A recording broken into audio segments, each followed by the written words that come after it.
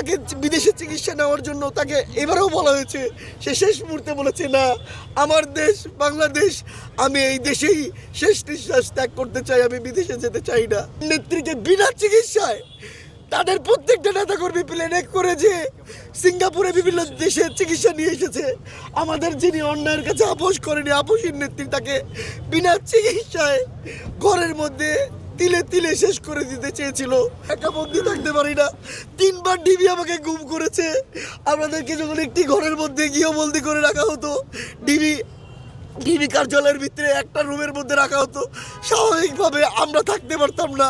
একটা খাবার দিত, সেই খাবার খেয়ে আমাদের ঘুম এসে পড়তো। খাবার দিত ভাতের সাথে মিশায়, আমরা জানি না খেতে হবে, সেই খাবার খাওয়ার সাথে সাথে ঘুম এসে পড়তো। আর নেত্রীকে বিনা চিকিৎসায় তাদের প্রত্যেকটা নেতাকর্মী প্লেনে করে যে সিঙ্গাপুরে বিভিন্ন দেশে চিকিৎসা নিয়ে এসেছে। আমাদের যিনি অন্যায়ের কাছে আপোষ করেনি, আপোষের নেত্রী, তাকে বিনা চিকিৎসায় ঘরের মধ্যে তিলে তিলে শেষ করে দিতে চেয়েছিল। আমাদের ডাক্তার রফিক সাহেব বারবার বলেছে যে তাকে বিদেশে চিকিৎসার জন্য দেওয়ার জন্য আমরা আন্দোলন সংগ্রাম করেছি, তাকে বিদেশে চিকিৎসা দেওয়ার জন্য, তাকে কিন্তু চিকিৎসা নিতে দেয়নি। শেষে একটি কথা বলি, আমাদের নেত্রীকে দেখুন, আমাদের নেত্রী অন্যের কাছে আপোষ করেনি। দেখুন সে কতটুক, মানে কি বলবো, কষ্ট নিয়ে সে তাকে বিদেশে চিকিৎসা নেওয়ার জন্য তাকে এবারেও বলা হয়েছে, সে শেষ মুহূর্তে বলেছে না, আমার দেশ বাংলাদেশ, আমি এই দেশেই শেষ নিঃশ্বাস ত্যাগ করতে চাই, আমি বিদেশে যেতে চাই না। সেটি হলো। আর সেটি হলো নেতাকর্মীদের যেভাবে আগলে রাখতেন আর সেই স্মৃতি আপনি একটু বলছিলেন, যদি আমি যদি একটু বলি যে তাকে কারাগারে, আমরা এমনও শুনেছি যে কারাগারে ইঁদুর ছেড়ে দেওয়া হতো। দেখুন ইঁদুর তো ওই জেলের মধ্যে পালতো।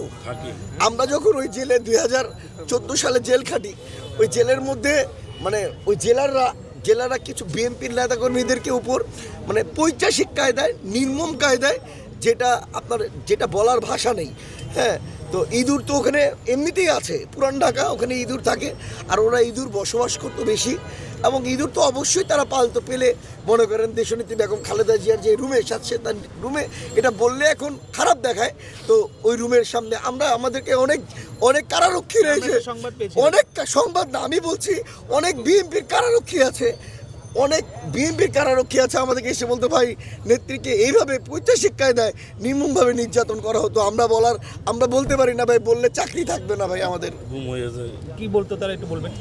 বলতো ভাই, এই দেখুন তাকে ভাই একটা প্রথমত স্যাঁতস্যাঁতে একটা অবস্থায় রেখে দেওয়া হয়েছে, তারপরে তার আমাদের একটা কি বলবো, ওইটাকে খাঁচার মধ্যে, আমাদের ওই জেলার যে ছিল খাঁচার মধ্যে জেলার আপনার ইঁদুর রাখতো, ওই ইঁদুরগুলা তার সামনে ছেড়ে দিতে বলতো।